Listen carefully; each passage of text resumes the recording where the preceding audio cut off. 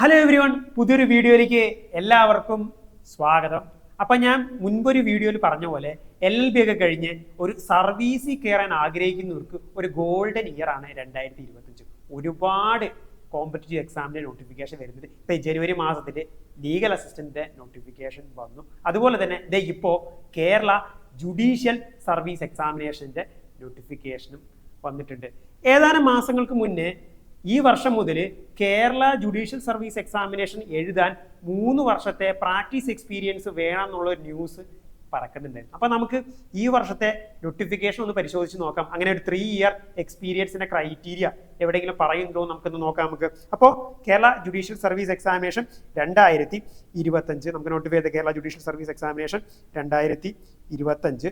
അതുപോലെ തന്നെ online applications are invited from qualified candidates for the appointment to the post of civil judge junior division. അപ്പോൾ ഈ ഒരു പോസ്റ്റിലേക്കാണ് നമ്മൾ എന്ത് ചെയ്യുന്നത്, റിക്രൂട്ട് ചെയ്യപ്പെടുന്നത്, സിവിൽ ജഡ്ജ് ജൂനിയർ ഡിവിഷൻ. ഇതിന്റെ പേ സ്കെയിൽ എന്ന് പറയുന്നത് ബേസിക് പേ വരുന്നത് 77,840 രൂപയാണ് ബേസിക് പേ സ്കെയിൽ വരുന്നത്. പിന്നെ ഇതിന്റെ ഒഫീഷ്യൽ സൈറ്റ് വരുന്നത് highcourt.keralacourts.in എന്ന സൈറ്റാണ്. അതിന്റെ ഒഫീഷ്യൽ സൈറ്റും മറ്റുള്ള ഒഫീഷ്യൽ നോട്ടിഫിക്കേഷൻ ഡീറ്റെയിൽസും കാര്യങ്ങളൊക്കെ എൻ്റെ ടെലഗ്രാം ചാനലിൽ ഞാൻ അപ്ലോഡ് ചെയ്യും. നിങ്ങൾ അതിൻ്റെ ലിങ്കും കാര്യങ്ങളൊക്കെ ഡിസ്ക്രിപ്ഷനിൽ കൊടുത്തിട്ട് നിങ്ങൾക്ക് അതുവഴി നിങ്ങൾക്ക് ജോയിൻ ചെയ്യാൻ പറ്റും. പിന്നെ അതുപോലെ ഇതിൽ പറയുന്നുണ്ട് online application starts on February 3. Okay, February 3 മുതലാണ് ഓൺലൈൻ ആപ്ലിക്കേഷൻ സ്റ്റാർട്ട് ചെയ്യുന്നത്.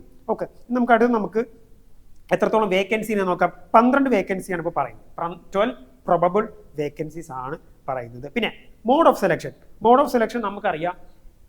കേരള ജുഡീഷ്യൽ സർവീസ് എക്സാമിനേഷന് ഒരു പ്രിലിംസ് എക്സാമിനേഷൻ ഉണ്ട്. ഓക്കെ, മോസ്റ്റ് പ്രോബബിളി ഈ ഒരു വർഷം മെയ് ഒക്കെ ആയിട്ടായിരിക്കും പ്രിലിംസ് എക്സാം വരുന്നുണ്ടാവുക. Okay, most probably tentative date ആണ് ഞാൻ പറയുന്നത്. ഇനി അത് കഴിഞ്ഞ് പിന്നെ മെയിൻസ് എക്സാം ഉണ്ടാവും. മെയിൻസ് കഴിഞ്ഞ് ഒരു ഇന്റർവ്യൂ ഉണ്ടാവും. ഓക്കെ, ഇതിന് ശേഷമാണ് എന്ത് ചെയ്യുന്നത്, റാങ്ക് ലിസ്റ്റ് പബ്ലിഷ് ചെയ്ത് ആൾക്കാരെ എന്ത് ചെയ്യുന്നത്, വേക്കൻസി അനുസരിച്ച് റിക്രൂട്ട് ചെയ്യുന്നത്. ഓക്കെ, ഇനിയും നമുക്കതിൻ്റെ ക്വാളിഫിക്കേഷൻ നോക്കാം. ഞാൻ നേരത്തെ പറഞ്ഞു 3 വർഷത്തെ എക്സ്പീരിയൻസ് വേണം എന്നുള്ളൊരു ക്രൈറ്റീരിയ ഇങ്ങനെ ആ ഒരു ന്യൂസ് ഇങ്ങനെ പറക്കുന്നുണ്ട്. നമുക്ക് അങ്ങനെ ഒരു 3 വർഷത്തെ ഒരു എക്സ്പീരിയൻസ് ക്രൈറ്റീരിയ ഇതിൽ പറയുന്നുണ്ടോ എന്ന് നോക്കാം.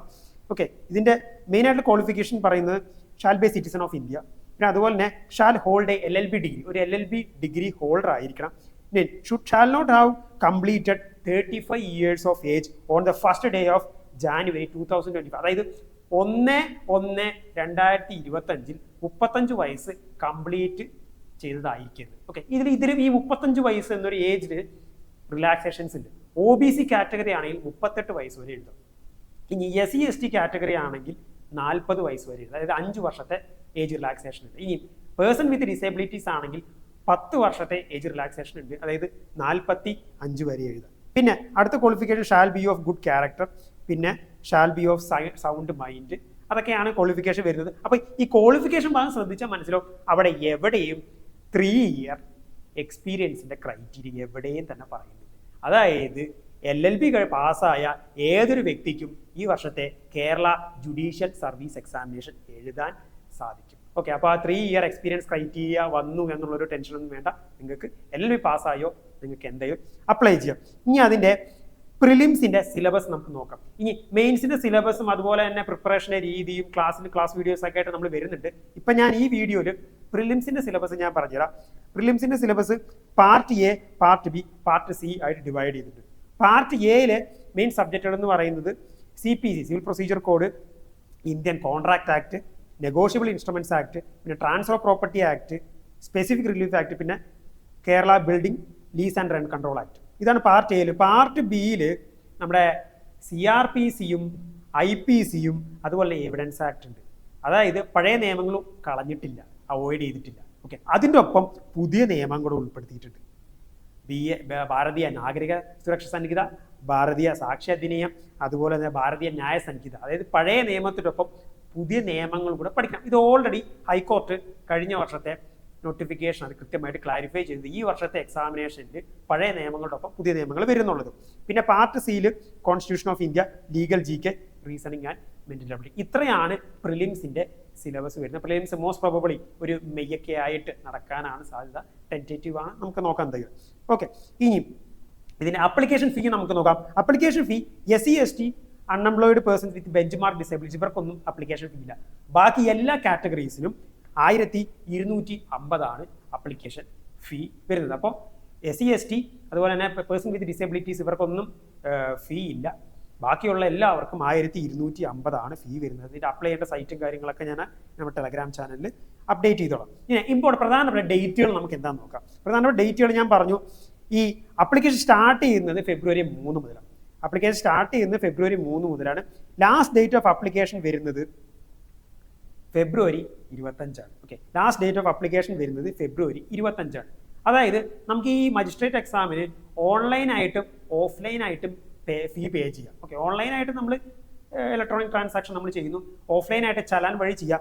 അങ്ങനെ ചലാൻ വഴി ഫീസ് അടയ്ക്കാനുള്ള ലാസ്റ്റ് ഡേറ്റ് എന്ന് പറയുന്നത് മാർച്ച് 10 വരെയാണ്. ഓൺലൈനായിട്ടാണ് നമ്മൾ ഫീ അടയ്ക്കണമെങ്കിൽ അതിന് ലാസ്റ്റ് ഡേറ്റ് എന്ന് പറയുന്നത് ഫെബ്രുവരി 25. അപ്പോൾ എല്ലാവരും ഫെബ്രുവരി 25ആണ് ലാസ്റ്റ് ഡേറ്റ് എന്ന ഓർമ്മയിൽ ഇത് ആപ്ലിക്കേഷൻ കംപ്ലീറ്റ് ചെയ്ത് പേയ്മെൻറ്റും ചെയ്യാം. ഓക്കെ, അപ്പോൾ ഇത്രയും കാര്യങ്ങളാണ് പ്രധാനമായിട്ട് ഈ ഒരു നോട്ടിഫിക്കേഷനിൽ നമുക്ക് കണ്ടപ്പോൾ മനസ്സിലായത്. ഇതിൽ പ്രത്യേകിച്ച് ഞാൻ പറഞ്ഞില്ലേ, ഒരു 3 ഇയർ എക്സ്പീരിയൻസ് ക്രൈറ്റീരിയ വരുമോ ഇല്ലയോ എന്നുള്ളതാണ് കൺഫ്യൂഷൻ ഉണ്ടായിരുന്നത്. അപ്പോൾ കൃത്യമായിട്ട് ഹൈക്കോടതി റിക്രൂട്ട്മെന്റ്സിൽ അതിൽ ക്ലാരിഫൈ ചെയ്തു 3 ഇയർ എക്സ്പീരിയൻസ് ക്രൈറ്റീരിയ എന്തായാലും ഈ വർഷത്തെ എക്സാമിനേഷൻ ഇല്ല. 12ഓളം പ്രൊബബിൾ വേക്കൻസീസ് ആണുള്ളത്. ഓക്കെ, അപ്പോൾ ഇത്രയും കാര്യങ്ങൾ മെയിനായിട്ട് ഈ ഒരു വീഡിയോയിൽ ഞാൻ ഉൾപ്പെടുത്താൻ ഉദ്ദേശിക്കുന്നത്. ഇനി നമ്മൾ കണ്ടന്റ്സും കാര്യങ്ങളൊക്കെ ആയിട്ട് വരുന്നുണ്ട്. നമ്മളിപ്പോൾ ഒരു വക്കീലന്മാരായാലും നമ്മൾ ലോ കോളേജ് പഠിക്കുമ്പോഴായാലും ഒരു തവണയെങ്കിലും നമ്മൾ ആഗ്രഹിച്ച ഒന്നാണ് ഒരു ജഡ്ജ് അല്ലെങ്കിൽ മജിസ്ട്രേറ്റ് ആവണം എന്നുള്ളത്. അപ്പോൾ ഒരു ഗോൾഡൻ ചാൻസ് ആണ്. നമ്മൾ വർക്ക് ചെയ്യുക, ഹാർഡ് വർക്ക് ചെയ്യുക, ഡ്രീം ആൻഡ് വർക്ക് ഹാർഡ്, അതാണല്ലോ. അപ്പോൾ ഇത്രയും കാര്യങ്ങളാണ് മെയിനായിട്ട് ഈ വീഡിയോയിൽ നമ്മൾ കവർ ചെയ്യുന്നത്. ഈ കണ്ടന്റ് ഹെൽപ്ഫുൾ ആയെങ്കിൽ ഉറപ്പായിട്ടും ലൈക്ക് ചെയ്യുക, സബ്സ്ക്രൈബ് ചെയ്യുക, ഷെയർ ചെയ്യുക. Thank you.